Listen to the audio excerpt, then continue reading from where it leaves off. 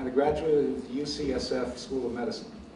He is internationally known for his work in the field of complementary alternative integrative medicine. And in Alaska, he was known as the father of medical freedom for pioneering the nation's first statutory protection for alternative medicine in 1990 against a concerted opposition from the organized medical community and an imported quackbuster. A few years later, the governor appointed him to a term in the state medical board against great opposition from the medical establishment. And just to cut to the bottom here, Alaska's laws enable him to work extensively with innovative cancer therapies, ozone and ultraviolet blood and radiation therapy. He is internationally known and respected for training hundreds of open-minded physicians in these techniques around the world. In 2001, he became editor-in-chief of Second Opinion, one of the nation's leading monthly publications revealing the frontiers of medicine. And he's relocated here about 3 years ago, where he works with his wife, Terry Sue, MD, in Santa Rosa. Dr. Warren.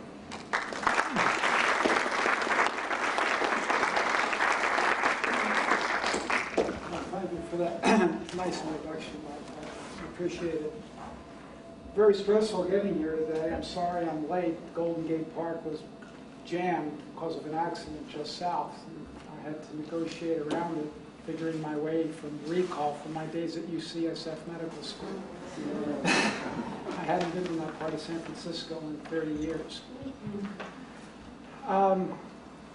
Let's make this relaxed and informal, and maybe my blood pressure will come down that way. I do a lot of work in a couple fields. One of my particular fields is oxidative medicine. Are any of you familiar with it? A few. How many are not? Most are not. I want to focus on that tonight because I believe that we're entering an era where all of us will be exposed to things we don't want to be exposed to, and there are no treatments for them. West Nile is one of them. West Nile is probably here in California now. If it's not right now, it will be within a year or two. A friend of mine in Kansas City told me that, unreported in the papers, he was seeing patient after patient in the emergency room with West Nile virus who were very sick, and there was no treatment for them, and it's being underreported or not reported. And he didn't have any good treatment for it. He even used high doses of vitamin C, Bob, and it didn't work much. He asked me what to do. How high? That's a good question. I believe he was using about 50 grams. That's a big dose. Yeah, I would start at 100 for something like that. It looks like you guys are well educated. So there's West Nile virus, there's SARS. I was almost sent to Hong Kong earlier this year to treat SARS. But the epidemic wound down and they couldn't get final government cooperation. So what is it that I do? I'm working with two particular techniques, actually three, but two are my favorite. One is ozone therapy, and the other is ultraviolet blood irradiation therapy. The third, which I think is terrific, but I don't use a lot of, is intravenous hydrogen peroxide. Now that was published in The Lancet in 1917 or 18 during the great influenza outbreak, and we're going to have another outbreak here, if not this year, it's coming, where the mortality rate was extraordinarily high. Millions of people across the world died, and an Indian physician found that giving very dilute hydrogen peroxide intravenously cut the mortality rate in half, with no other further risk to the patient, just giving dilute hydrogen peroxide. That's been buried. Baylor University has done studies on intravenous hydrogen peroxide as well, and found remarkable enhancement of the immune system and the ability of the white blood cells to kill bacteria and getting oxygen delivery. Now, from my perspective, I'm an oxygen man. Bob is a vitamin C man. I'm oxygen. The bottom line in healing, the bottom line to me is how much oxygen gets to the cell, and beyond that, how much oxygen gets consumed. You might get oxygen to the cell, but the cell might not consume it. So you got to do both. These three therapies, peroxide, ozone, and ultraviolet, have remarkable abilities in getting oxygen to the cells. Ozone and UVI cause a shift in the red cell 2,3-DGP, which is a chemical that causes release of oxygen, and you get dumping of oxygen in the cell. Well, it does some other things too. Both ozone and ultraviolet light, and I'm speaking about them because I've read more about that actually than hydrogen peroxide, do a lot of different things to the red blood cells. It increases 2,3-DGP. It improves the rheologic properties of the red blood cell. Rheologic means flow properties. Red blood cells are bigger than capillaries. They have to be flexible to get through. And if you ever look at a dark field microscopy of blood, you'll see in a lot of people, or most people, that the cells stack up. And you wonder, how the hell are they getting through the capillaries? Well, these therapies increase the negative charge on the red blood cells so they repel each other. It improves their flexibility. And it increases their ability to deliver oxygen. What about the white blood cells? These therapies increase the ability of the white cells to gobble up bacteria very significantly. They shift the immune response away from the Th1 pathway, which is the humoral pathway. And if I talk over your head, just raise your hand. That's the pathway in AIDS, for example. You see, what is it? It's the Th2 that's the humoral immune system, and the Th1 is the cellular immune system. The Th1 pathway is destroyed in AIDS. The Th2 is way up here. And as the Th2, the humoral immune system, goes up, the cellular immune system goes down. And it's the cellular immune system that's really the key, because it protects you from the really bad guys. Now, ozone and UVI tend to bring this back into balance. Why? Observations. Cytokine induction. A fellow named Bocci has just written a book on ozone. You can get it at Amazon.com. He's published a series of articles in the last 10 years on ozone's induction of interferons and cytokines. He calls it the ideal cytokine inducer. And I believe that's how it's working. Is it B-O-C-H? B-O-C-C-I. B-O-C-C-I, thank you. Yeah. Just go, that's the only book I think that he's published. Just go to Amazon.com and look at him as an author. This is a fantastic book. I read it cover to cover, couldn't put it down. He dispels the myth versus the reality of ozone. Yeah, there's a lot of myth involved. But what he was able to do is show that you can get all of these wonderful effects, biochemical effects and immunologic effects of ozone, no matter how it's delivered. Typically, ozone is delivered by taking blood out of the patient through an intravenous stick, about 200 cc's, it's only 6 ounces, mixing it up with gas, and then delivering it back to the patient. It's the same way we do ultraviolet, incidentally. UV is making ozone? No. I'll get to that in a moment. Two different things. That's only about 6.5 ounces of blood. It's not much. It's given back to the patient. A review of the literature shows that rectal ozone will do the same thing. That putting a body bag around the patient and bathing them in ozone or taking an ozone sauna, strangely enough, also has similar properties, even though the ozone is theoretically destroyed at the dermis level. It still works. Now, if you give it rectally, you get a big blast of oxygen that gets absorbed through the colon and goes to the liver. Remember, the portal circulation is oxygen deprived. So you're getting this huge blast of oxygen right to the liver, and it helps the liver detoxify, aside from the ozone properties, yes. Is there a danger of overdosing? I have an ozone incinerator, but I've been kind of afraid to do that with it for fear of doing damage. I'll give you an example. I'll use myself as an example. There was a guy in Seattle who was or is doing innovative work with colon hydrotherapy. And I went to visit him one day, and at the time I was living in Alaska. And I said, hey, let's try it. I want to try the colonic your way, because I never had good results with it before. I didn't like how it was done. He was terrific, and then he puts ozone in at the end. Now, your colon is totally hydrated with water. Is the ozone in the water? Or No, it's water. Gas? Okay. So he first cleans you out, and then I said, I want to set the world's record. I have enough ozone, and we're going to see how much you can give me. So he had this thing running into me at a low level for about 10 to 15 minutes continuous. I probably took 2 liters of ozone rectally during the course of that time. It was coming in real slow, so that I wasn't filling up with gas. It gave it time to absorb. Remember, colon was well hydrated. Ozone dissolves in water. It's water soluble. Oxygen is not so much. And I must have absorbed it. So was there toxicity? I'm still alive and talking, and I can still run up mountains and do what I like to do. I don't think there's a lot of toxicity that way.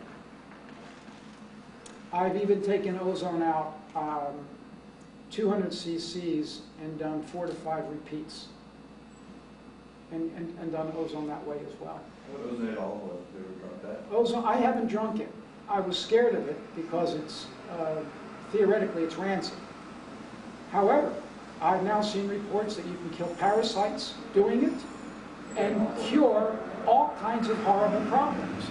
And I'm really glad you mentioned it to me, because I just got a young man with Crohn's disease, and I have some ozonized olive oil. I may donate it and try and see what happens, because I'm satisfied now that it's not toxic. It works really well topically. Yes. I get a really bad purpose from it every time I take a teaspoon of it. So Oral. I tend to not take it. Yeah. Just because I don't want to feel bad the next day. I was scared because of the potential rancidity properties of taking it orally. But I'm satisfied with it now. Ozone is the most versatile treatment out there, more so than UBI, even more so than vitamin C. I love vitamin C, and Bob Cathcart is the world's guru, in my opinion. But with ozone, not only can you give it in the blood, I put it in the bladder.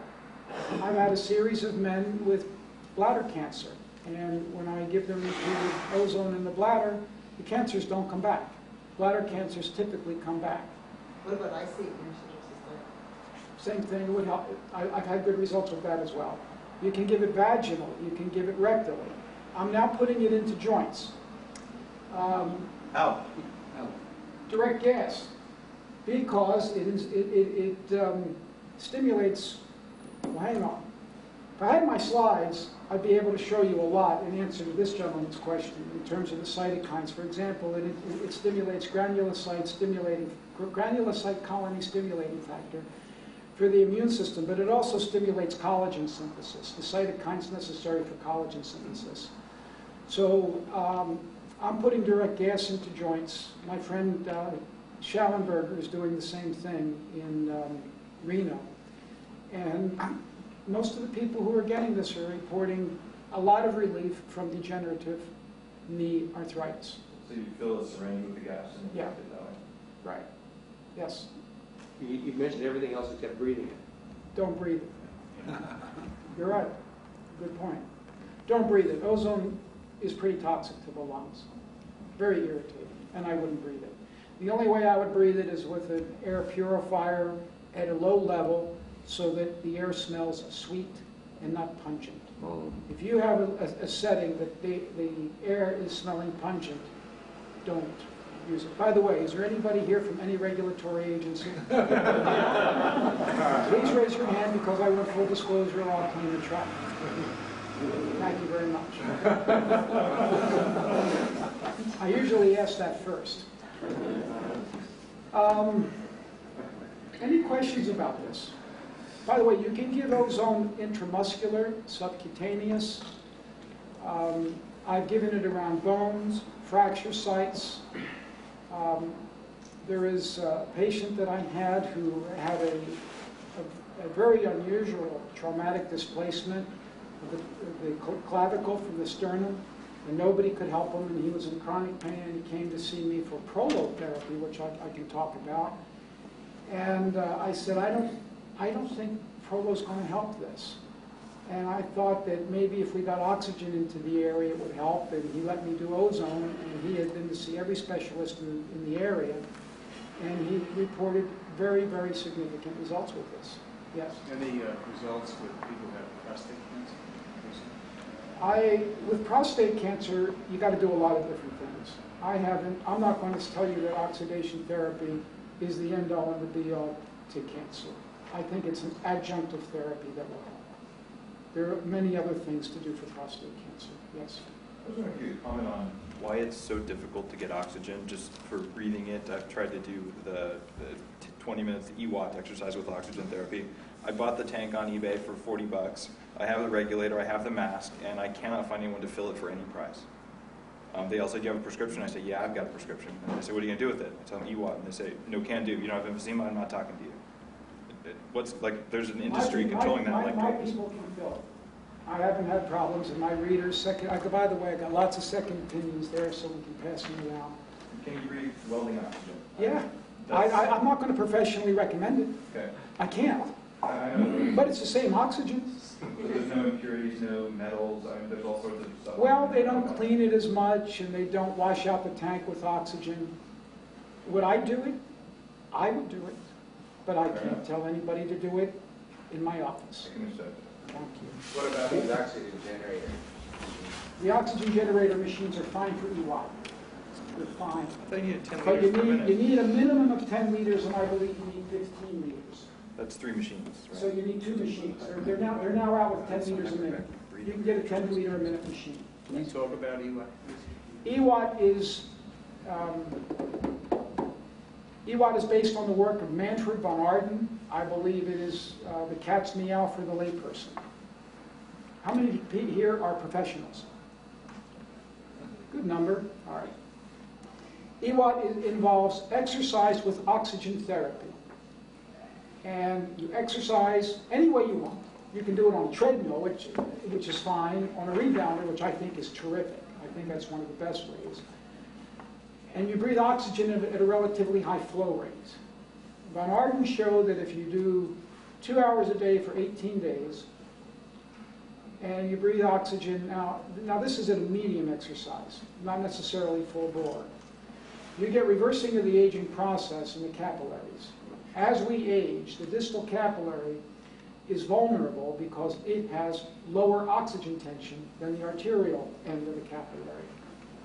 And since it has lower oxygen tension, its sodium-potassium ATP pump doesn't work as efficiently, and over time it accumulates sodium and water and swells. And as the capillary endothelium swells, you get less transit of oxygen and nutrients across it. By doing exercise with oxygen, you're breathing 100% oxygen. Oxygen moves by pressure. Everything moves by pressure. So if you're breathing 100% O2, you get a higher head of pressure in your lungs, a higher head of pressure in the artery, and you're going to get a higher head of pressure moving into the capillary, making more oxygen get to the distal capillary, turning on those pumps, pumping out the water, and flattening out the cells. And he reported, I've got his book, it's rare, no, you can't have it, and I wrote for Second Opinion on it, and if you subscribe to Second Opinion, you can get a monograph on it, where I detailed his work. And he found that not only do you flatten out the capillaries, the peripheral capillaries, but you also flatten out the capillaries in the pulmonary bed, because the pulmonary artery is venous blood. So the proximal end of the pulmonary capillary is hypoxic. The distal end is getting the oxygen. There's 2 ways to do it. One is a 2-hour program, and the other, which I usually recommend because it's easier, is called the quick method, where you do it for 15 minutes, a full-bore aerobic workout, breathing oxygen at a very high flow rate. It should be at least 15 liters because you want to breathe in 100% oxygen, and when you're doing a full-bore workout, you need a really high flow rate. I get people calling me from all over the country telling me miracles of what's happening to them doing this. Their energy goes up. They're getting more oxygen to their cells. Their headaches go away. Their fatigue gets better. Men are telling me that they can perform sexually again. I'm not joking. I had to leave that guy's name out by request. He happened to be a 67-year-old law professor who told me that, yes. So is it the flow rate, is it like 5 or 6, or, because I have a regular oxygen tank. So If you're going to do the quick method, you need a minimum of 10 and I believe 15 liters a minute.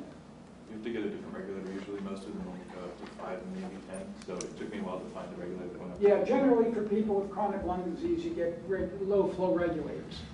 So you need a high flow regulator here, yes. Do you get the same effect scuba diving? Yes, the answer is yes. You have to.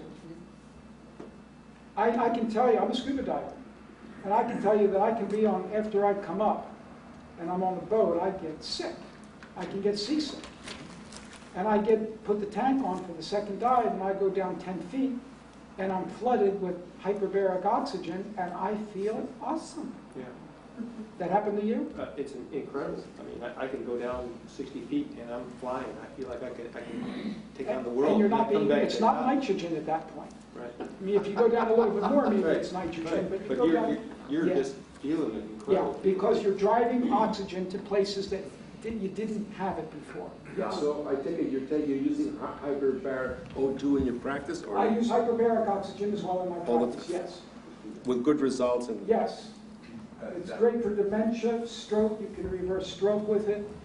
Hey, listen, hyperbaric oxygen, I believe, is good for anything. I told you, the bottom line is oxygen consumption. And the New England Journal of Medicine itself is publishing studies that show that it's your oxygen consumption that determines your state of health.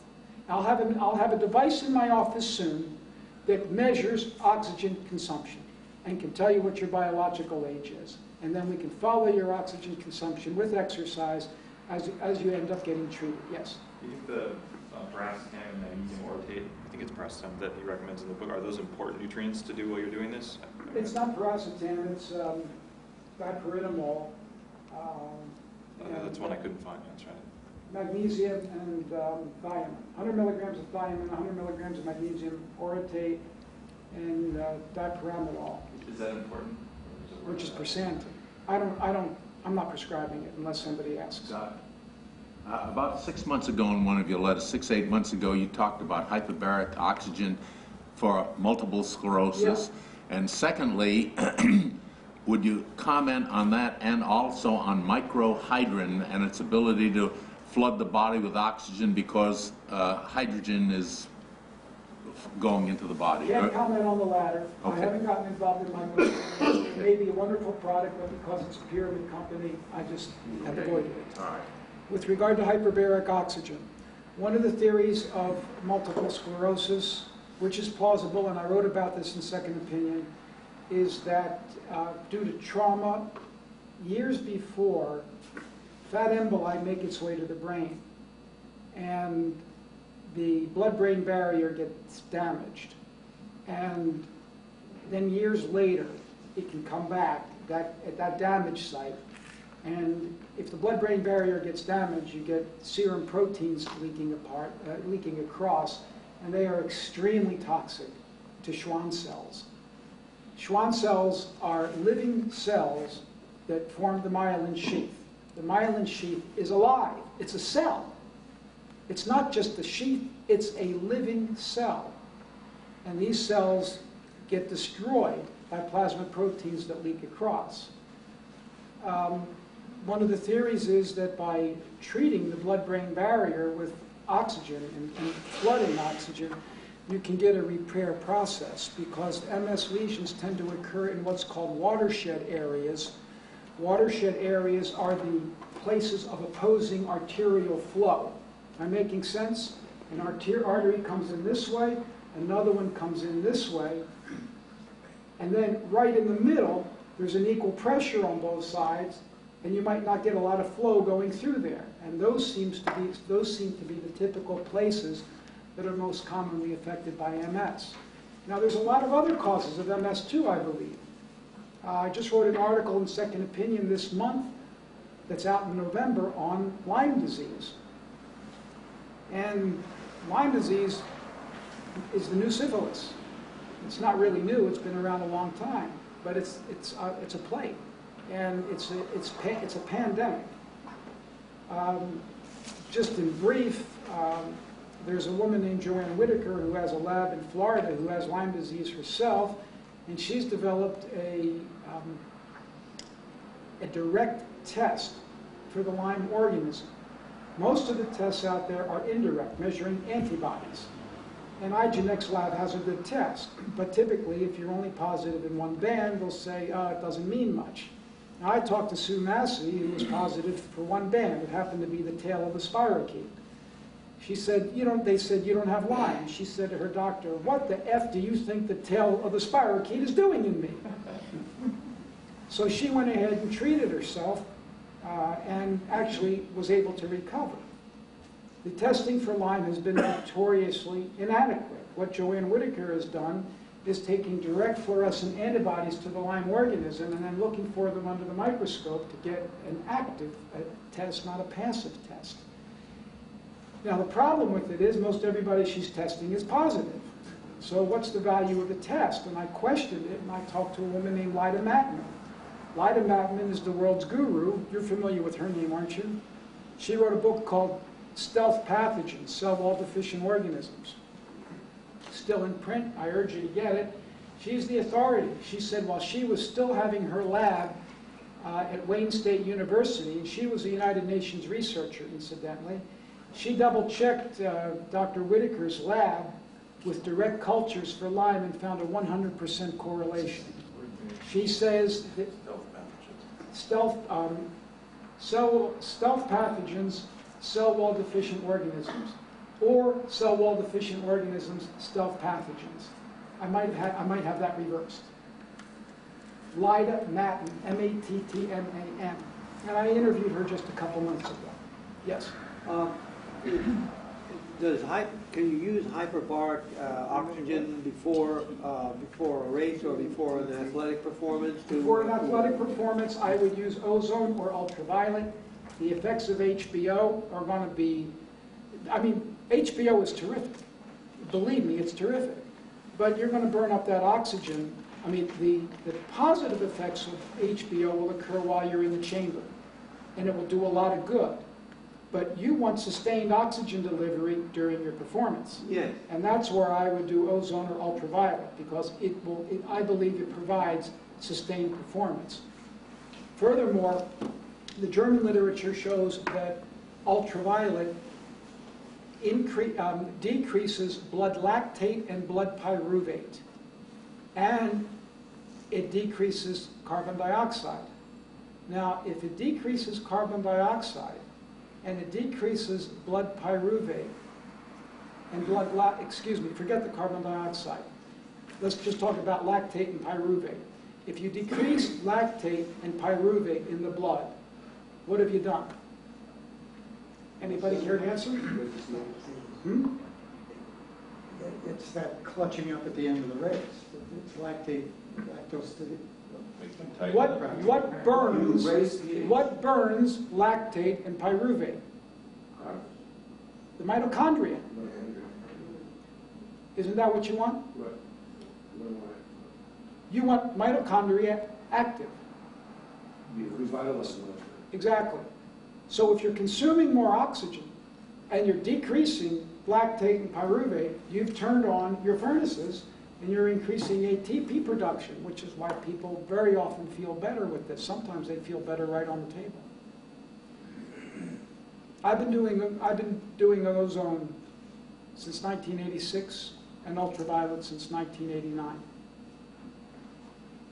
Yes? How effective have you seen them against funguses like Candida or Atrial? For systemic Candida, it's been fantastic. I've had people, all of them. Yeah, I've used hydrogen peroxide, I've used ozone. I use those two the most for fungus. And I can't comment on aspergillus because I don't recall that I treated a documented aspergillus. But for the other two, it's fantastic. Ozone's my favorite because it's versatile. Now, ultraviolet has an enormous amount of medical literature behind it in this country. And Here's my article that was published a few years ago, Ultraviolet Blood Irradiation Therapy, the cure that time forgot. Well, it really hasn't been forgotten. It's still around. And the good news is I think it's going to be back within the next 12 months, maybe 24 months. I'll summarize a little bit of the literature for you. It was known at the turn of the last century that ultraviolet could cure superficial skin infections. A man won a Nobel Prize for it. They found that if you exsanguinated the skin, that the effectiveness was attenuated, meaning the presence of blood was important. A brilliant man named Emmett Knott, a Harvard PhD physicist, noticed that buzzards tended to circle around cows that dropped dead under a tree and left the cows alone that were in the sun, realizing they like things that rot. He presumed that the ultraviolet in the sun was protecting it. So he envisioned taking blood out and treating it. And he started experimenting with dogs, giving infections to dogs. And unfortunately, he irradiated the whole blood volume, and while he got rid of the infections, the first couple dogs died. And then he was able to narrow down the window to a cc and a half of blood per pound. So for a 150-pound man, it's about 200, 225 cc's. And he found no damage to red blood cells, no untoward effects. And the first treatment was done, I believe, around 1930 or so in a woman who was dying of a septic abortion. Abortions were coat hanger instruments in those days. And she was on death's door. She recovered with one treatment and went on and had children. This was before the days of antibiotics. A whole series of articles were published in the American literature, beginning in the late 30s, right up to the late 40s, on the use of UBI and infection. And how this has been forgotten is beyond me, except I do know why. They were reporting people in the hospital with temperatures as high as 106, 107, who were going to die, who would recover in a day, 2 days, with one treatment. Sometimes they needed 2, sometimes they needed 3. The majority just needed 1 or 2. With people who were on death's door, the results were about 50% recovery. With people who had moderately advanced infections, the results were between 98 and 100% for a variety of infections. They even had one study on Staph aureus. Now, Staph aureus is a bad guy.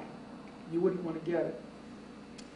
And in today's world, staph is resistant to just about everything. Then there's vancomycin, and if the staph,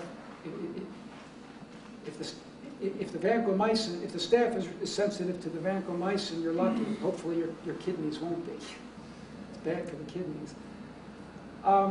They did a study, and they were wondering why their first 7 patients with staph died, in contrast to all these other people who lived. And then they took a look at these patients, and those patients were on sulfanilamide, one of the first sulfa drugs that came out.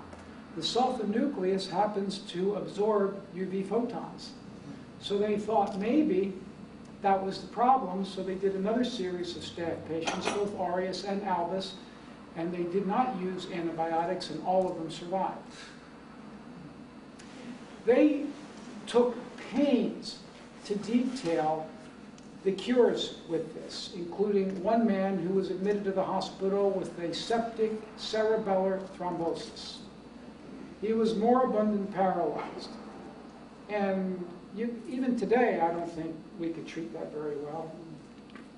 And he walked out of the hospital 6 months later, having had UBI. He wasn't totally normal, but he was quite functional. Asthma. It cured asthma. About 33% of cases were cured. Another third dramatically improved. Here's one of the neat things about it. The Russians have reported on this. They found that it helps the autonomic nervous system. And if they treated a patient who was going into abdominal surgery, it could stop, prevent, or attenuate a horrible condition called paralytic ileus, which is a nightmare for patients. They're in agony, and this can stop it. The Russians have shown that it heals burns much more quickly, that people who were exposed to organophosphates had a much quicker, more complete recovery. They have shown, now the American literature dealt with infections. The foreign literature deals with circulation. The Russians have shown that ultraviolet has dramatic effects on heart disease, angina, absolutely dramatic, using it a couple times a week. This was published in a hospital in Stalingrad, or Leningrad, or now St. Petersburg. The Germans have reported on its effectiveness also in circulation, Raynaud's disease, peripheral vascular disease. What's the mechanism for something like circulatory problems? Rheologic properties, lowering cholesterol. It's going to oxidize cholesterol, turn it to vitamin D. Vitamin D has all kinds of nice responses. The rheologic properties of the blood, dumping more oxygen into the cells. I've used ozone for years in conjunction with chelation therapy, and I think it's a real boon. I also use ultraviolet the same way. Though with peripheral vascular disease, there are studies in Germany that shows that it works far better than Trental does, and Trental's a bullshit drug. They compared it to Trental, incidentally, which is FDA approved. If you have a structural change in the artery, though, and you get calcification and stuff, I can see you could change the blood, and that would help temporarily. But then when the blood supply, replaces itself, you're going to be right back where you are. Unless you change the structural, problem in the artery, how is it going to help?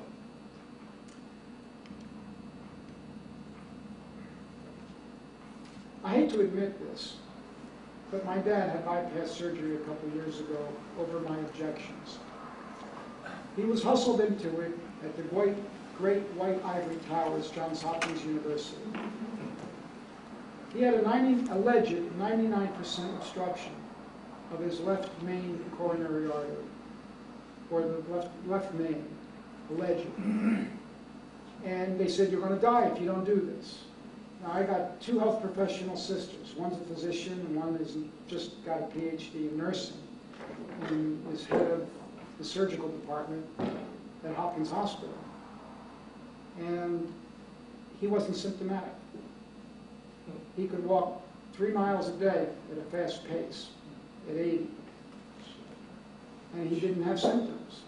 Now, if he really had a 99% obstruction, he should have been gasping for breath as soon as he walked across the room. I looked at the scans, I looked at the angiogram, and I saw a sheen of white move across the heart muscle. A sheen. Not a specific vessel, but a sheen.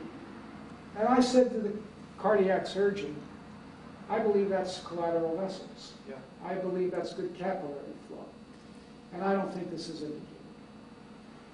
But they convinced him that he would be dead very shortly if he didn't do it. The usual script. Yep.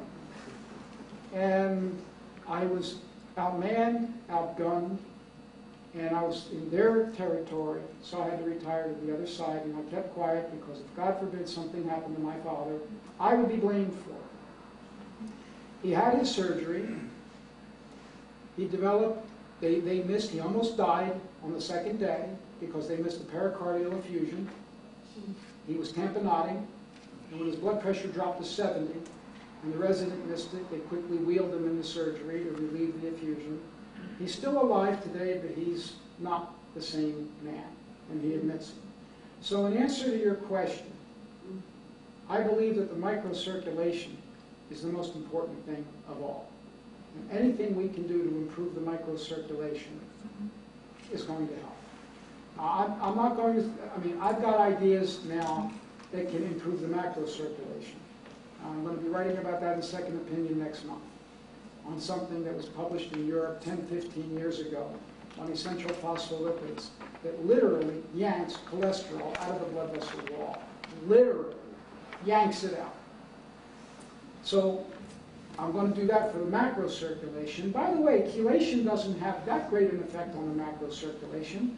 I've seen a lot of people who have gotten better with chelation therapy and their angiograms didn't change. The same. So you're asking me the mechanism. To me, the bottom line is the microcirculation. I think that's where most disease resides. And the collateral circulation. Yes? Can you get LEDs at about the right spectrum of ultraviolet light? That's a great question. I know that there are people who are, the Russians. What was the question, Doctor? LEDs. The Russians are using fiber optics and sticking it in the vein and getting a whole bathing of the circulation that way. Or wire it to a battery and swallow it? I don't think I would do that. I don't think I would do that. I think it's important that you get the blood cells, because ultraviolet is also ionizing radiation. And we don't know what the ultraviolet could do to preformed cells. The cells that are fully formed, probably it's not going to hurt them much. There's a machine that's going through the FDA now that hopefully within a couple months, maybe within 14 days, is going to have an IDE, investigational device exemption, to go out into the field in certain selected areas to show that it can be useful for hepatitis C. Once that pilot study is done, I should be another site that will have this device for a broader study on hepatitis C.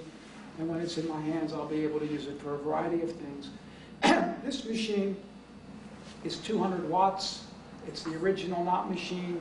The machines we're using today are only 8 watts. I can tell you that we get great results with 8 to 10 watts, but I haven't seen anything like what was described 60 years ago.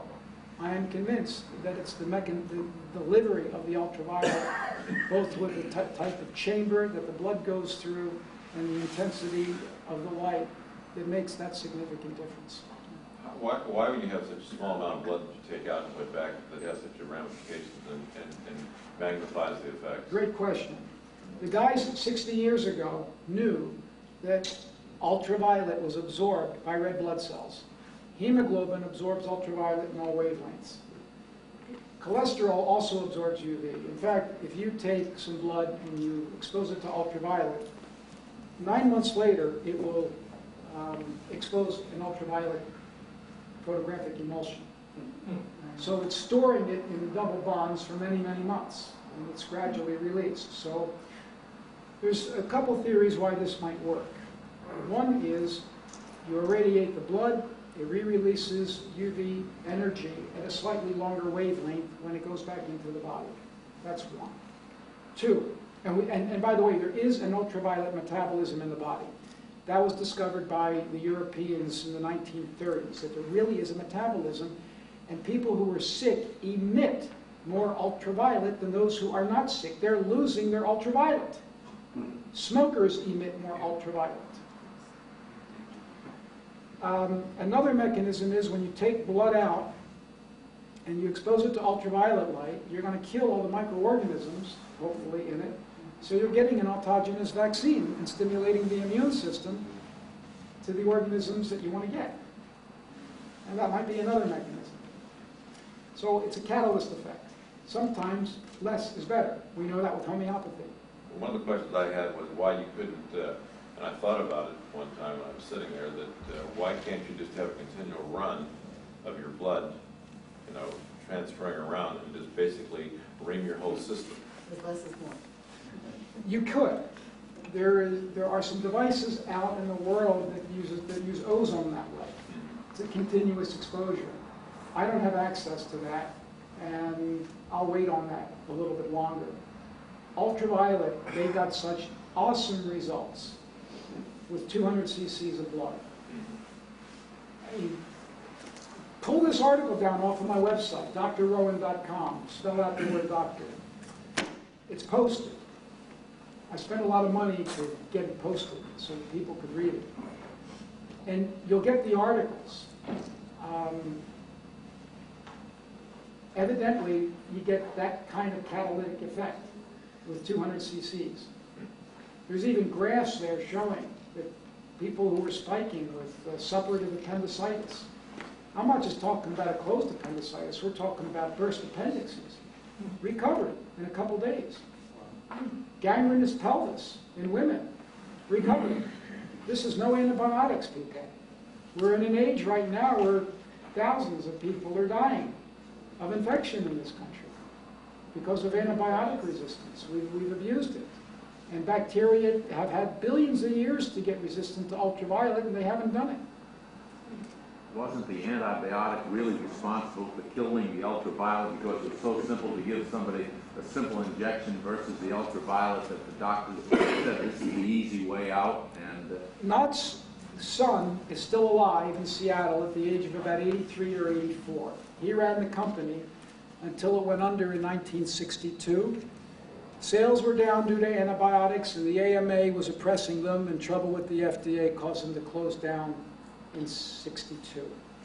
However, it is because of him and the fact that he still kept the company records and some unopened machines that somebody I know was able to trump card the FDA, showing that that machine was in interstate commerce prior to the 1975 Act.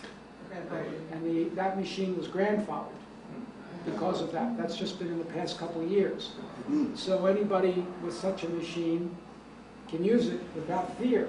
However, the FDA doesn't want any more of those machines out because it used liquid mercury and boiled it, and if that ever broke or there was a problem, you'd have a tremendous mercury problem. So now with the 510K, with the Me Too device, if somebody can show, and that's what this company is doing, an engineer has developed a bulb using a minuscule amount of mercury, and he's designed it to put out exactly the same frequencies. That's what the FDA is demanding. It's got to be the same thing. And they'll get a Me Too. But the FDA wants to show that it has the same efficacy. The FDA has acknowledged that it's safe and effective, the old machine, based on the old literature. And the FDA is desperate for some treatments for these horrible viruses. So I've been waiting for 4 years for this, and I'm told that this IDE could be within a couple weeks. Great. Yes. I've had some of these therapies done myself. It's some really good results. And I have to go out of state. I have to find doctors in Reno, doctors in Arizona. What's the story on this? I mean, why is this way? I mean, you have to go out of state because doctors lose their licenses for veering from the mainstream. It's changing in California quickly. I have met with the legislature. I have met with the state medical board and their agents. And with your help, and I mean your help, we'll have a law passed next year. California Citizens for Health, please write that down. Look them up on the internet. Please assist them any way you can. They are doing miracles. The medical board has just voted to accept the statutory change to protect alternative medicine. In part because I testified, but they paved the groundwork for me to get here, to go to them. And that just happened in the past couple weeks. The legislature wants it, and hopefully the CMA, California Medical Association, won't object. I think they realize it's time. So you're saying why? It's because doctors had to flee the state, doctors have their license revoked, not for hurting people, but because of politics. Medicine in this country is an industry. I call it the sickness industry. It's got nothing to do with getting you well, but lining the coffers of the industrial moguls. That's it. They don't give a shit about you. They've driven everybody out. The Republicans, are they also on board? Excuse me? The Republican and Schwarzenegger, are they on board with the Democrats? Schwarzenegger probably will go for it. I'm sure he will. The Hollywood people always like this kind of stuff. If any of you live in San Francisco or in Burton's district, please contact his people because we're trying to get Burton to sponsor it. If he sponsors it, it's almost guaranteed to go through. Any of you from his district? Dr. Onion. Good. Call his office. We want it. Pay attention to California Citizens for Health. We got to get this through next year. I'm helping them fine-tune the wording of this. But that's why. There are people in California who are doing it.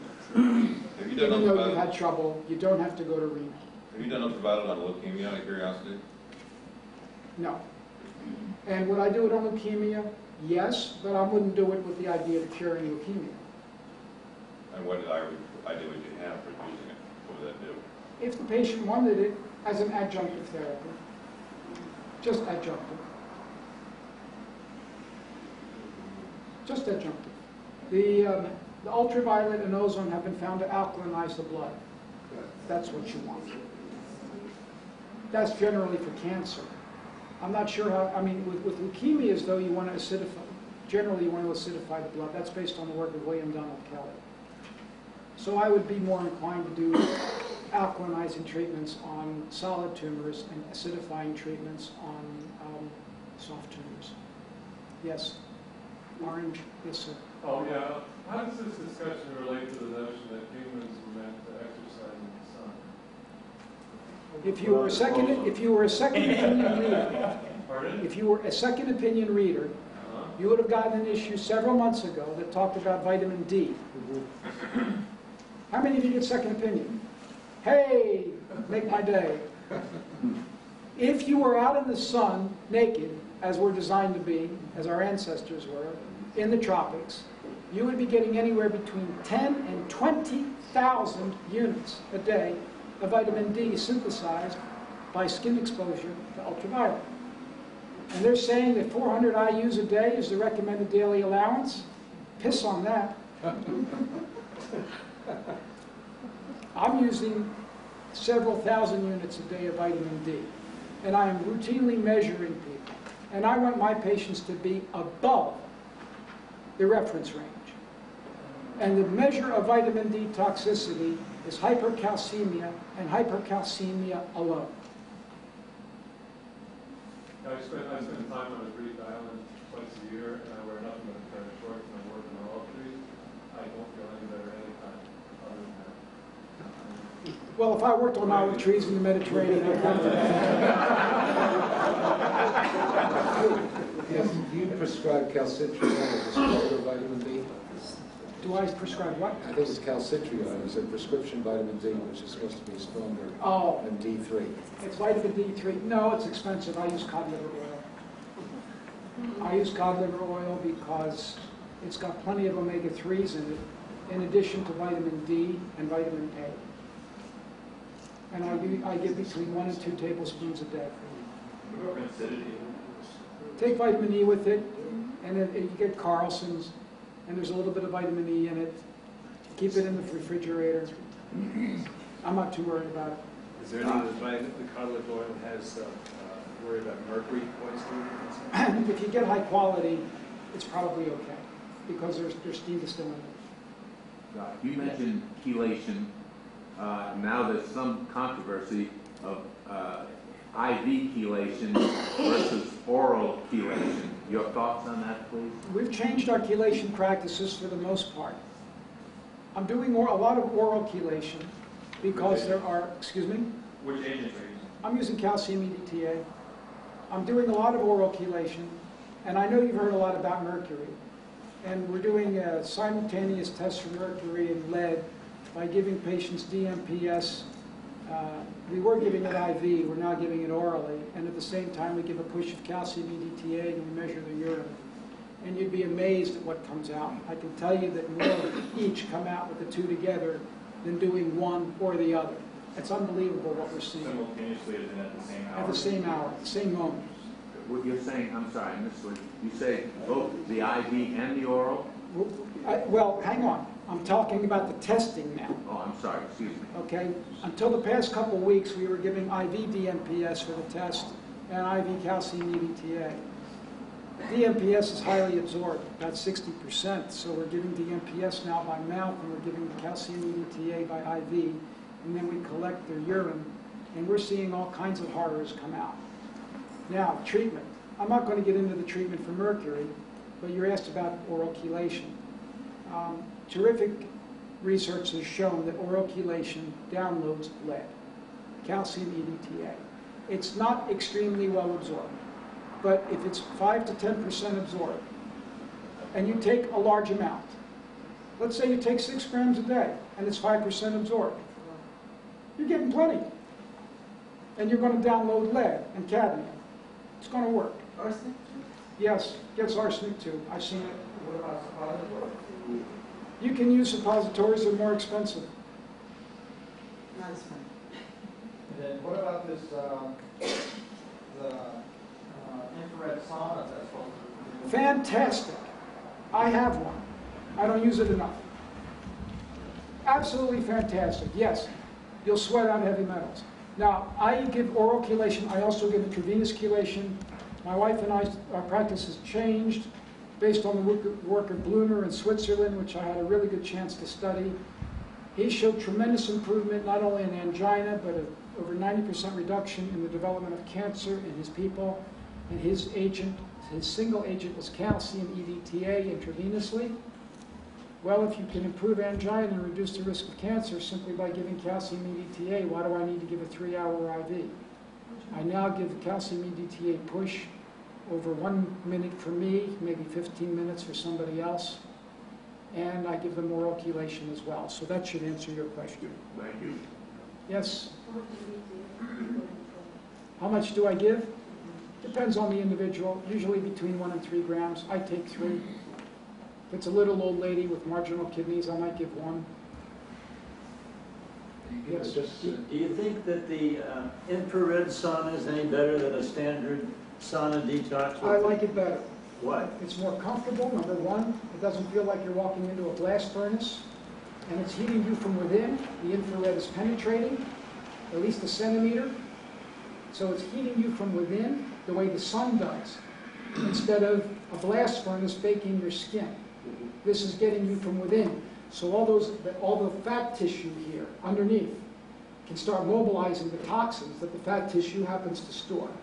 What do you have to take after you get out to replace the... Drink a lot of water. How about minerals? Don't you have to take... Yeah, you should be taking a mineral supplement if you do it. Extra? Yeah. Yes. Any experience with the Nanobacteria testing and treatment protocol and the use of chelation as part of that improvement? A friend of mine who recently died was using it, and he did 14 people.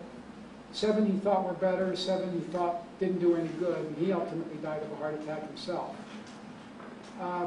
Elmer Cranton decries it. A friend of mine, Jim Roberts, reported on it. He's a cardiologist, and I'm writing about his work with something new in next month's second opinion. He's not convinced, after being initially favorable, gung-ho on it, he's not so convinced. I'm not convinced about Nanovac. Are you? Well, you know, one of the big mysteries is why vitamin C in high doses doesn't cause kidney stones. Oxalate kidney stones have a nidus of infection in the middle of them, and a couple of years ago there was this article in Science News entitled "A Bacteria in the Stone," and they said it was a nanobacteria in there. Now there's this nanolabs.com that they've been refining the tests for nanobacteria, and they are now culturing nanobacteria out of every arteriosclerotic plaque. And I'm wondering if that's maybe the reason why those of us who take huge doses of ascorbate all the time, well, first of all, I think we have the most expensive but the cleanest urine in town. No bacteria. And by the way, the urologists are beginning to use this for people who have indwelling catheters a lot of time. And so that may be one of the reasons that keeps the arteriosclerosis low. There might be something to Nanovac. I haven't gotten involved with it. I'm sorry, I'm not going to give you. I've had 2 cases on the protocol and zero. I've had enough people complain to me about that I haven't been pushing it. Eric Gordon, who gave a talk here on it, gave Jim Roberts' talk, actually, which was very favorable. But that was 2 years ago. I mean, Eric did it about a year ago. And you're saying Jim Roberts changed his mind. Well, I just talked to Jim a couple weeks ago when I talked to him about essential phospholipids. And he's tried a couple people on Nanobac and it didn't work, and he put them on essential phospholipids and they promptly responded. There might be several different mechanisms. So maybe Nanobac is going to work for some people, but it's expensive, and it could be a crapshoot. And I'm not going to say no. I'm not, because some people say that it is working. How about But you know, intravenous HDL? Excuse me? How about intravenous Italian subset HDL treatment? That's what I'm doing. That's not what we're doing.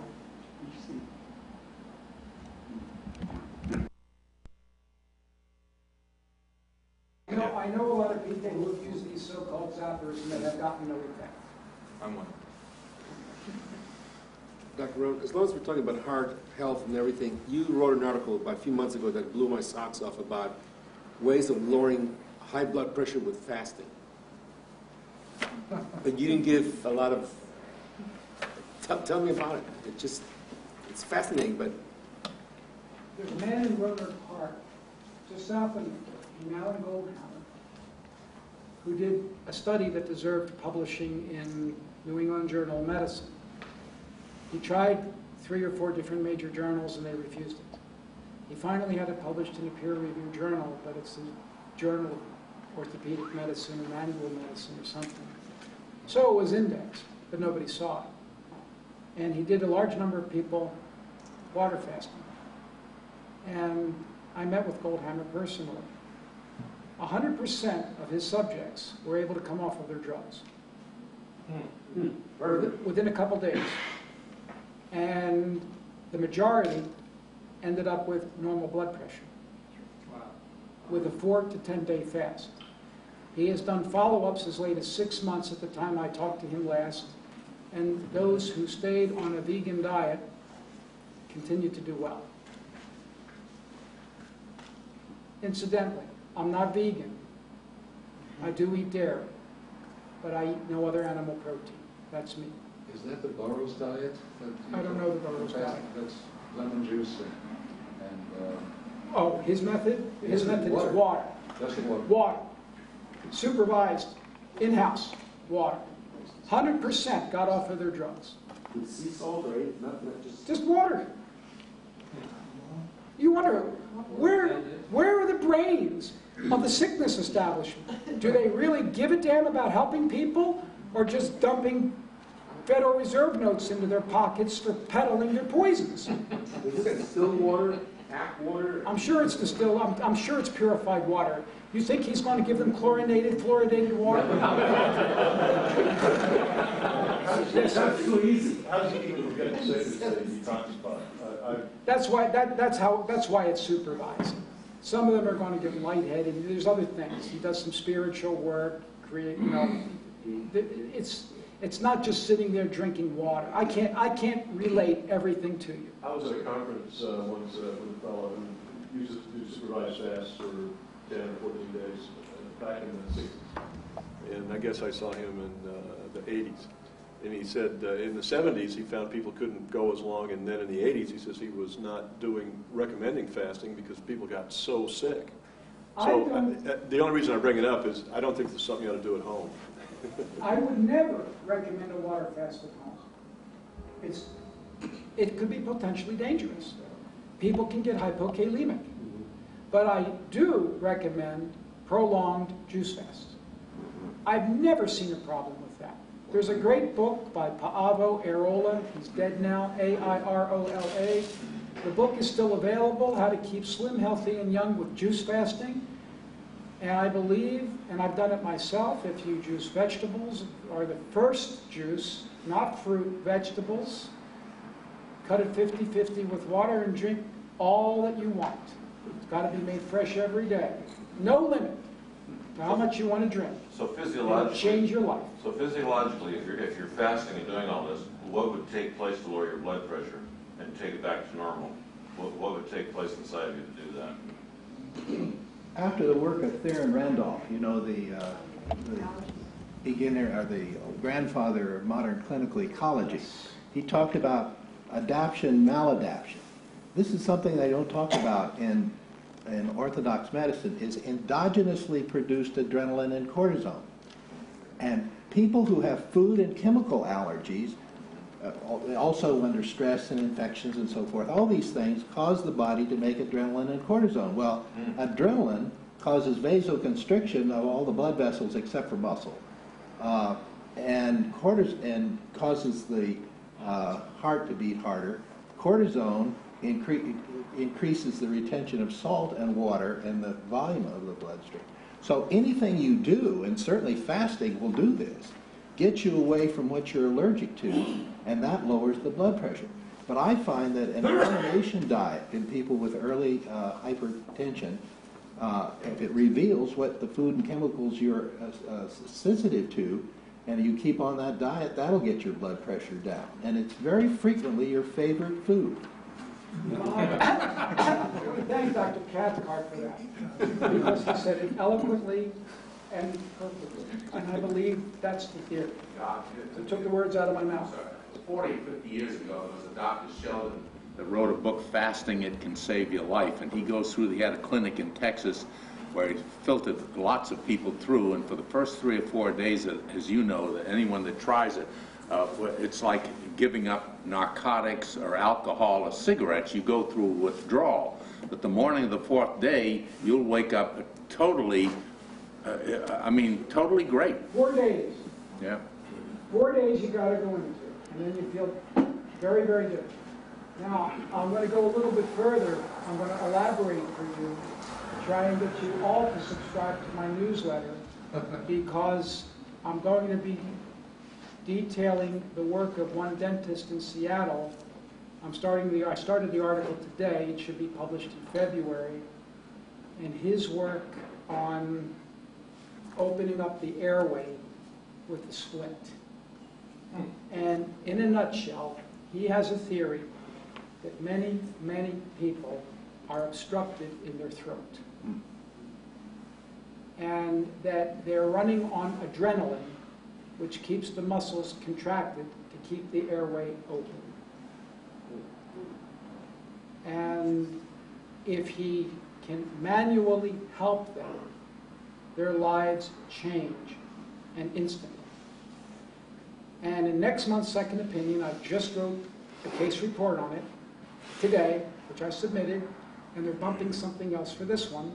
I'm detailing my best friend's story, because I hauled him to Seattle several weeks ago.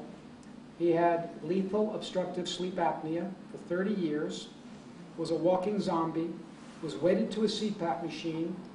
If the power went out, he was a dead man. He was living a miserable, horrible life, because he would awaken 20 times at night, even with a CPAP machine. Couldn't dream, and was miserable all day long, and a brilliant guy. And I heard about the dentist, and I talked to him, and he was very mild-mannered about things, and he said, you know, we haven't had a failure. Can't guarantee anything, but we haven't had a failure. So I paid my friend's way up there so I could get this story. And the first day, I went up there with my wife, and I got fitted as well. Allegedly, I snore a little bit. Not bad, but enough that my wife was wearing earplugs. So I'll be in the story as well. And my friend, the first night that he had this splint, couldn't sleep. But it wasn't because he couldn't breathe. He dreams. It was because he didn't have his CPAP machine running. And the sound of that CPAP machine to him was like the beat of a mother's heart. He was too quiet, and he thought he was going to die. So I told him the next night, hey, keep the damn thing running. Put it next to your bed. So he said he would do that, and then the following morning when we met in the hotel, he said, guess what? He said, I decided that God could let me heal, and I had total faith. And I just went into it with faith.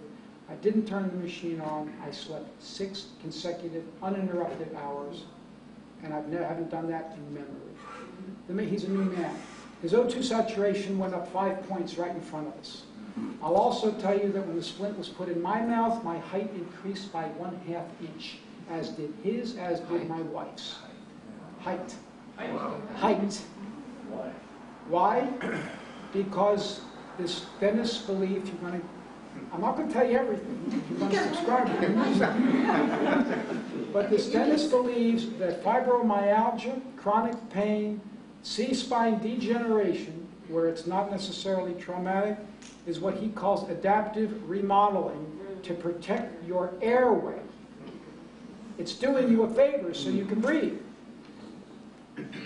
And in my case, when the splint was put in, a total obliteration of the C6-7 disc, total obliteration, there was a disc space. I couldn't believe it. And a reverse curve in my C-spine became a lordotic curve from C3 to C7. Instant. I couldn't believe it. So Muscle relaxation. So what's the theory of why your throat closes down? Run that by again. Probably this goes to the work of Weston Price. Weston Price showed that people who ate an aboriginal diet in their aboriginal location had perfect dentition, perfect arches, everything was great. And then 20 years later when he went back, their husbands were beating their wives, their immune system was failing, their teeth were falling out, and they had rotten dental arches. Drinking Coke. So there's something that changes in the normal anatomy of the jaw, and it shortens and the tongue falls back into the throat, and you need these muscles contracted so you have adrenaline, which increases your blood pressure, which causes magnesium depletion, causing fibromyalgia, and it gets right into what you were talking about as a cause of hypertension. And this man, through a splint, was able to cure my friend instantly.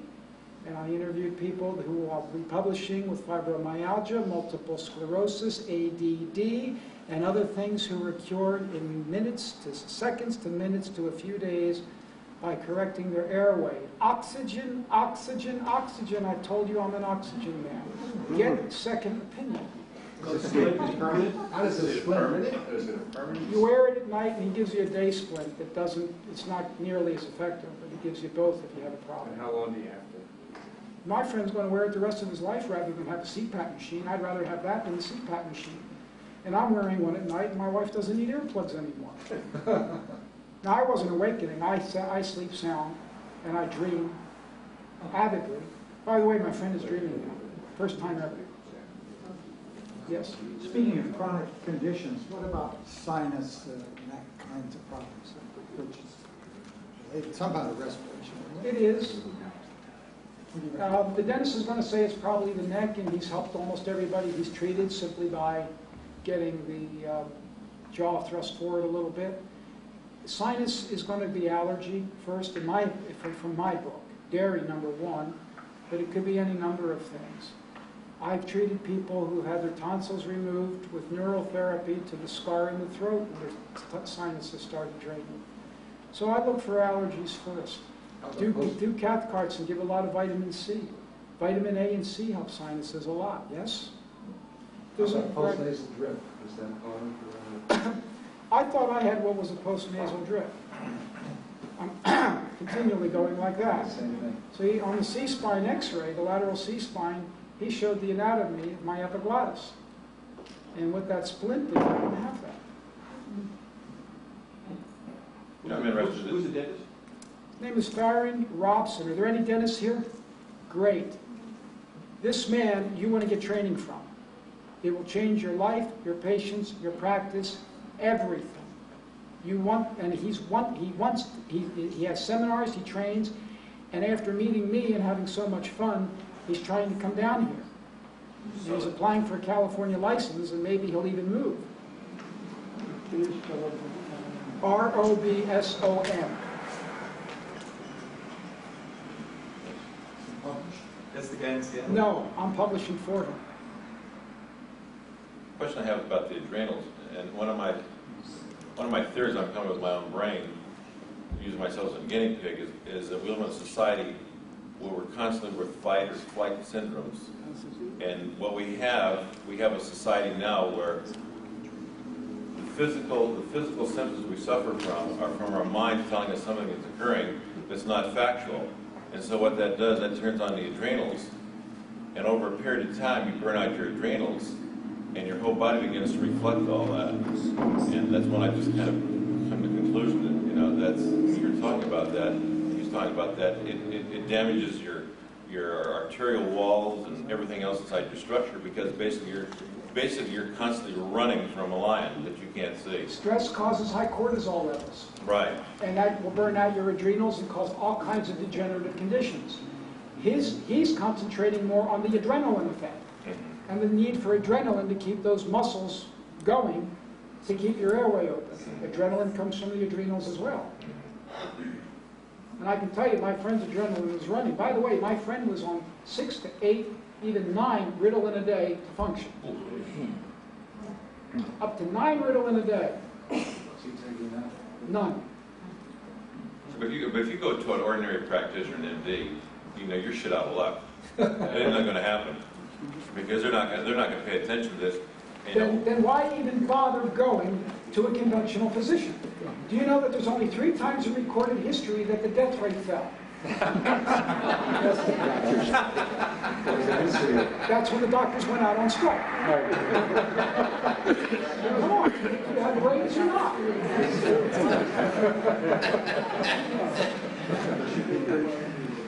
Yes. Along those lines, taking responsibility for my health. So if you were a layman and you had 35% food-grade hydrogen peroxide, an ozonator, and an ultraviolet light, and syringes, and everyone around you was dying of a really bad flu, what would you do? Well, I wouldn't take hydrogen peroxide orally, because it can be very hard on the stomach. Yep. So that's out. If I had ozone, I'd be taking rectal ozone, if I was a layman.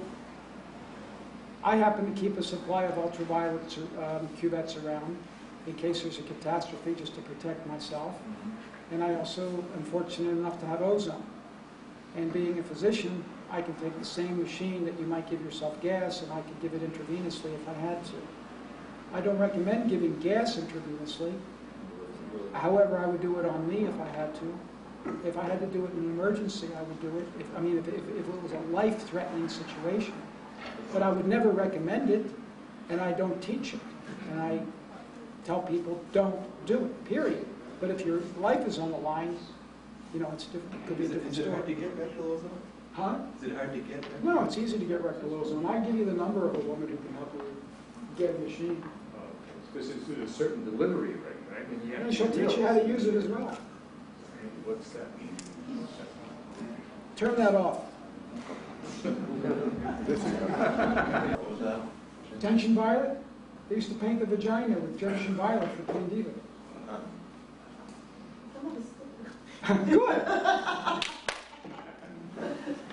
I haven't done it in a while. I haven't done it at all. It's easier to do other things. It is. Potassium iodide, well, this is another potassium Yes.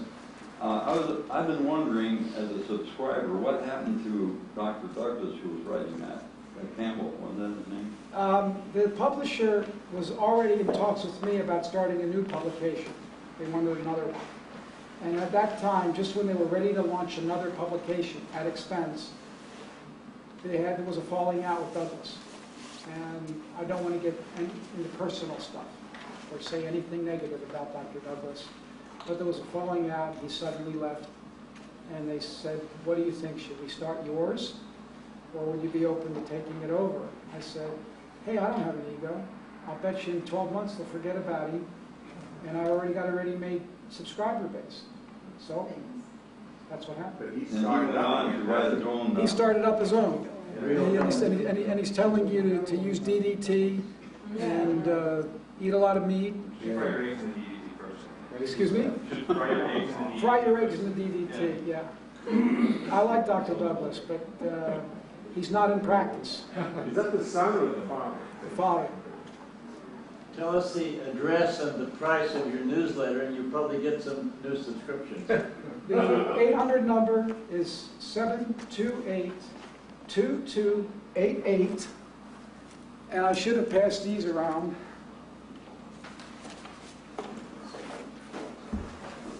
So if there's any extras, pass these around if you wish. What month is that? Okay, thanks. If there's any extras, just drop them back off or give them to friends. Other questions? I thought ultraviolet was not kosher for the AMA people. Well, vitamins isn't kosher. Treating thyroid or B12 for all people. Chelation's not kosher. I just thought I'd mention it. I mean, all you got to do is wait 2 months and find out that something that wasn't kosher is kosher. That's all it takes. That's why the legislature is bending, and the medical board is bending, because there have been too many embarrassments for the medical profession lately. And what was unconventional 3 months ago is now conventional. Don, question. Atrial flutter, atrial fibrillation. Have you picked up anything anywhere on things that are beneficial to that? Atrial fibrillation. Does anyone know the cause of it? By the way, I don't mean to be crass with that. That's how these come to me. The publisher puts in an advertisement for vitamins. That's his doing. I didn't have the time to take them out for you, so I'm not advertising vitamins to you. I'm just, it's the newsletter.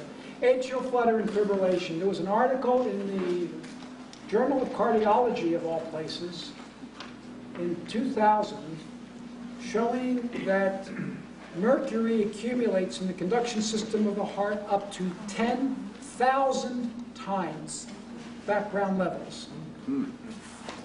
And it is very possible that mercury could be a culprit. I will tell you that I have not been successful in converting anybody from atrial fibrillation, but in terms of how to treat them, I have had 100% success in preventing thrombotic strokes in those people who come to me seeking to stop Coumadin.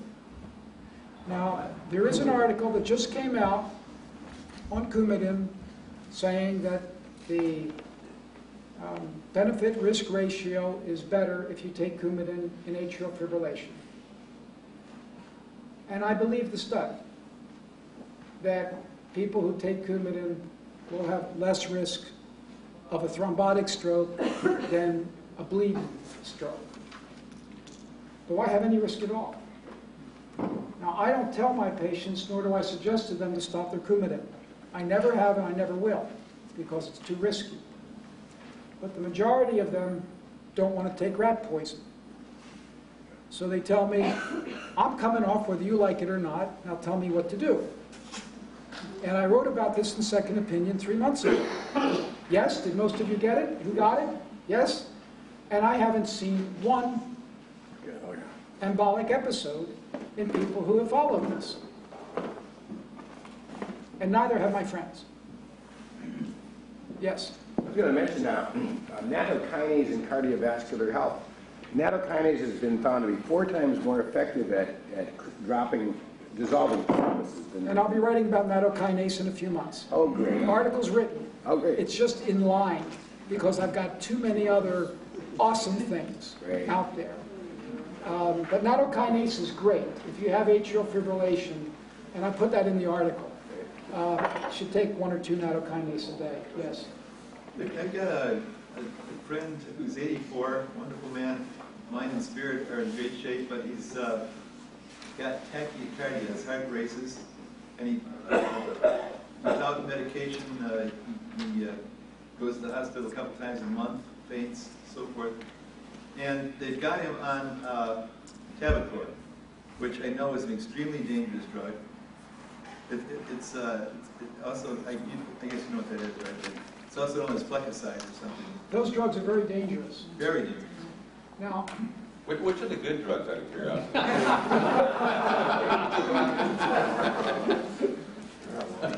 all of the so-called antiarrhythmics are dangerous.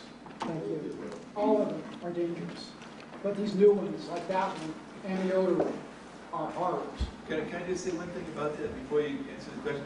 There's a book out on that particular drug, and that's why I picked up on this. It's written by Thomas More, and it's called Deadly Medicine. 57,000 people have died in this country for taking that drug. 6% of the people who take it die from the drug. and the FDA didn't catch it for 14 years as they were killing people. They finally did a test to prove that it was beneficial because they'd never done one. They had a theory as to why it would be beneficial. They did the test to find out if it was beneficial, and they found out that they were killing 6% of the people who took the drug. And this is all in this book. It's a tremendously well-written book. Guess what? And my friend is taking this drug.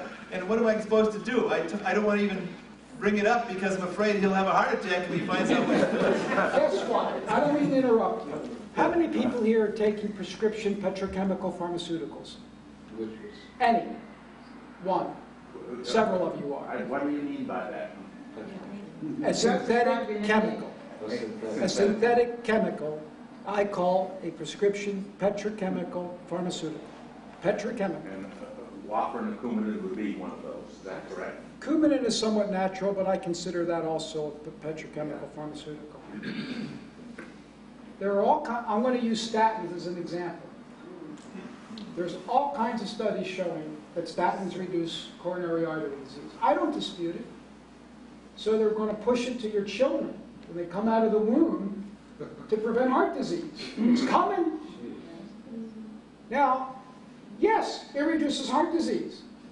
Let's take a look at the all-cause morbidity and mortality to the petrochemicals that you're taking.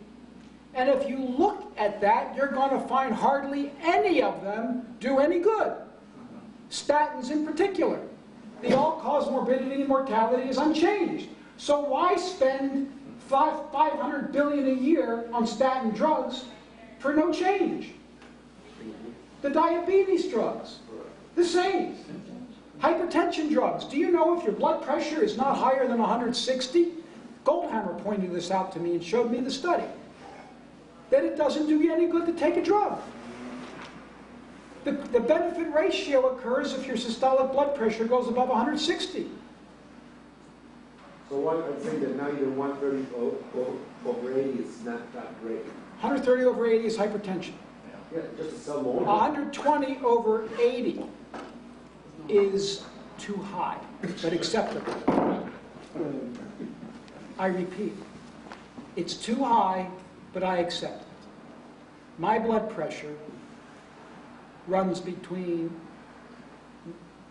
90 to 110 over 65 to 75. After the accident?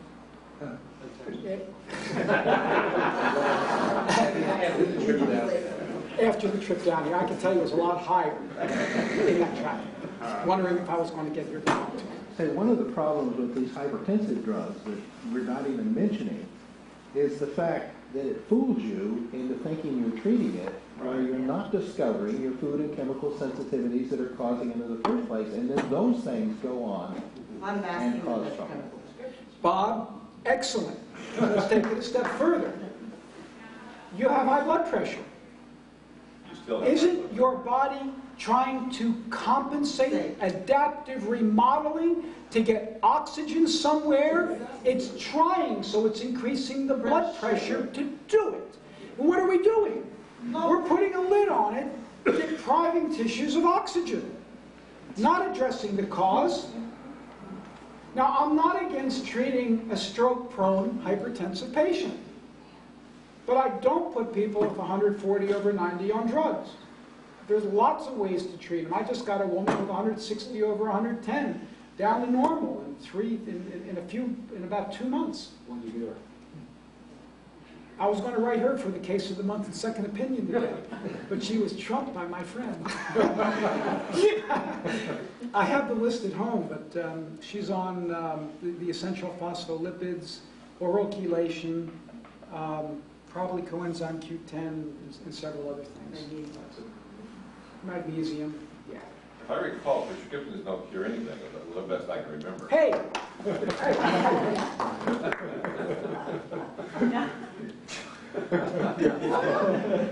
You see this? Federal Reserve note. It's a $100 bill. No, it's a Federal Reserve note. I said it's a $100 Federal Reserve note. That's it. It's not real money. You can wipe your ass. That's right. I'll lay this here, and anybody who can name me one petrochemical, synthetic petrochemical pharmaceutical, with the exception of antibiotics, that cures a disease, There is none. you can have it. There is none. That's correct. There isn't. And antibiotics don't even cure disease. They just, your immune system is what does it. I've done that over and over and over again, and even the orthodox doctors melt in their seats when they think about it. By the way, for the professionals here who are concerned about the law, or any of you who are interested, my friend is putting on a seminar at the San Francisco airport on January 16th, and you will discover things about the law and your status in the eyes of the law that will be bigger than the San Andreas Fault ripping apart 10 miles. I'm not joking. It's going to be, I'm putting on an ultraviolet seminar on Saturday, January 17th, hands-on workshop and oxidation workshop, and the day before, because we thought a lot of professionals would come in on the 16th, between maybe 1 o'clock and 9 o'clock, we will be giving you information that will change your life. You'll understand what the government has done, why, how, etc. Let me ask you a question. What are the things that are deleterious to your ability to absorb oxygen in your everyday life? And what are the things that enhance that? Well, the oxygen content of the atmosphere is decreasing, number one. Whether you're at sea level or altitude is 2. So you're talking about the FiO2, I think it's called FiO2, the inspired oxygen pressure. That's number 1. Number 2, the state of your alveolar membrane. The alveoli, the sacs in the lung, are they diseased? Do you have a lot of soot in it?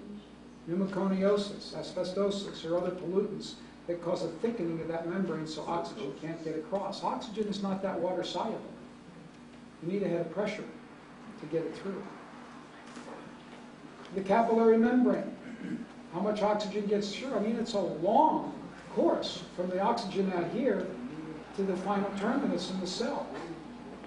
Then your circulation, is your heart adequately moving blood? Are you shunting blood? Are your arterioles shunting blood to the venules? There are side channels that bypass the capillaries. Could you be doing that? What's the state of your capillary endothelium? What's the state of the basement membrane of the capillary? Is it thickened, like in diabetes, or if you eat too much junk, carbohydrates? You get glycation of it. It gets thicker, permanently. Marker of aging. The oxygen getting across the intracellular space. What's the state of the fluidity of your cell membrane? Have you eaten too many trans fatty acids and have a thick, cruddy cell membrane that's not flexible, allowing stuff in and out? Or your mitochondria working? I mean, there's a long, long list. Do you have heavy metals poisoning your enzymes? The list is really, really long. The bottom line is oxygen consumption. The people who consume oxygen will do the best. Is shallow breathing a cause or an effect of something wrong with the system? The person could be doing it causing problems, or is it the result of something? Look at whether you're using accessory muscles. The best breathers are those who are using their diaphragm and breathing with their belly like the Buddha. If you're using accessory muscles, it's because you have to generate a greater negative pressure, which isn't particularly healthy. Do me a favor. Stand up and show me how you're supposed to breathe. Stand up? Stand up and show me how you're supposed to breathe. Stand up. Or sit down, however, just show me how you're supposed to breathe. The best breathing is going to be diaphragmatic. Okay. Look at my belly, my pot belly. And the question is, do you hold your breath for a certain number of seconds so that you can get the transfer of that oxygen in through the membranes? Whatever, to me, whatever feels comfortable. Diaphragmatic breathing is, I believe, the best breathing. It's generating the least negative pressure in the thorax. It's probably not a bad idea to, theoretically, to keep your lung open, the alveoli open for a while. But I don't think it makes much difference. It's just moving the air, getting the air moving. And doing it with your diaphragm. And doing it with your diaphragm. Does your chest rise when you breathe correctly? Not much. Because I had a debate with a chiropractor the other day, and he told me that your chest and everything should expand and all that. And I told him that was contradictory to what I had learned a long time ago. It shouldn't, because if your diaphragm goes out, that's the volume that your lungs are filling up with. Instead, if you watch this, I'll keep my belly static. Right. You see my chest rise? Right. Okay. I just let my diaphragm relax, and my chest could go down because that expansion went down here into my abdomen. So what he's telling me is You want the expansion to go into your abdomen. So what he's telling me is incorrect then? I think so. Okay. Watching Tour de France bicyclist, he'll look like he's almost pregnant. Really? His stomach is so distended. Yeah, it's like you think that the guy's way overweight. It's not. Well, one of my cardinal statements in my life that I live is my search is for truth. And finding truth is a real son of a bitch in this world. I always tell people, if you want to find the truth, take me down the library and pick out the books that have the answers. How about pressure breathing that mountaineers do when they take it in? A climber told me this once, so that when I'm playing tennis and somebody's beating my butt and I'm very winded, he said, okay, as you're walking back to pick up the ball, take it in, and then force it out under pressure, slowly, and it pumps the oxygen against the lung wall.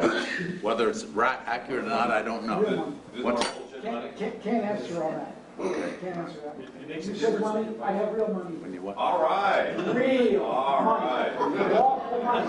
I'll add that to the Federal Reserve next, okay?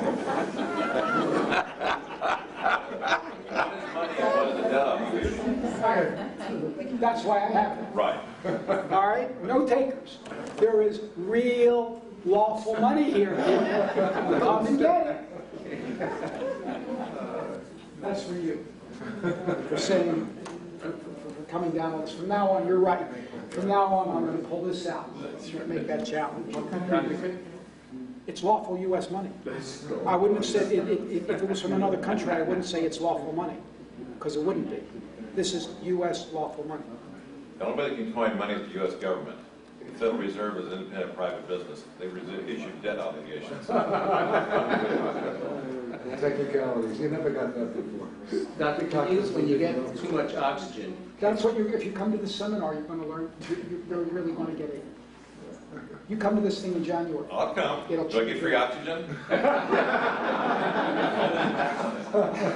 No, the seminar is 2 parts. The second part is the oxidation. Okay. The first part is the legal stuff. Okay. You can't use that if you're not a doctor, Tom. I can fake it. I can write like that. Anybody can come to the legal stuff. If you're getting too much oxygen, do you get too much, like free radical damage to your body? Oxygen? Yeah. No. Nothing at all? No. No damage at all? If you get too little oxygen, you will. Yeah, okay, so that has nothing. So If you take too much hyperbaric oxygen, that could be hard on the lungs. So I don't recommend hyperbaric oxygen 24 hours a day. Doctor, you said you have a hyperbaric chamber? Yeah. Low pressure chamber, but the low pressure chambers seem to work just as well. Can anybody come by and use it? Yeah.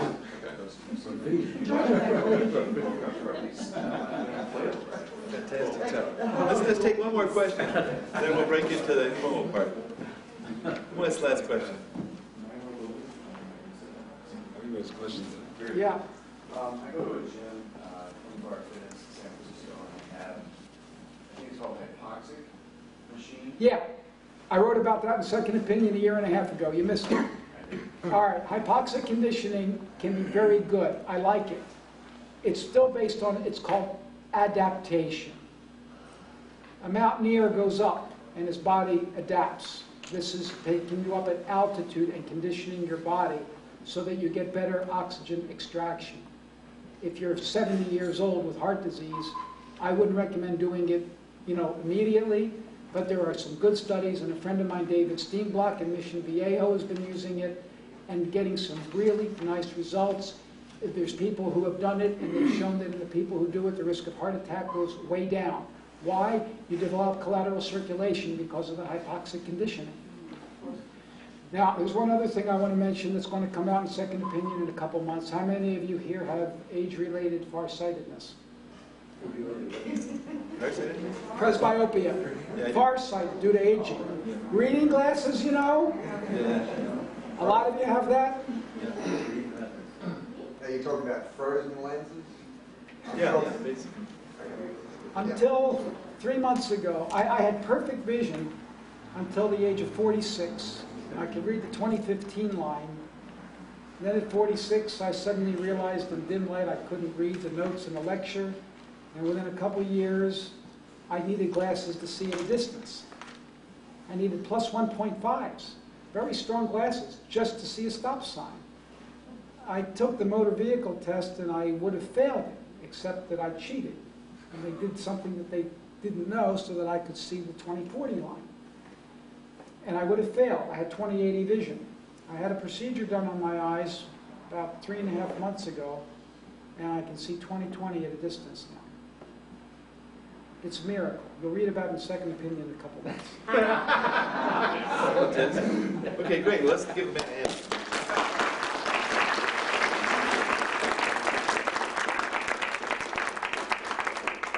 Thank you all for coming. It's been another wonderful evening, and thank you all for contributing, and thank you especially. And everyone, next month, we need the $50. By the way, Jim Karnstead has some tapes to sell, so check it out, see what he's got. I think he's probably got Let's Photo tapes. Is that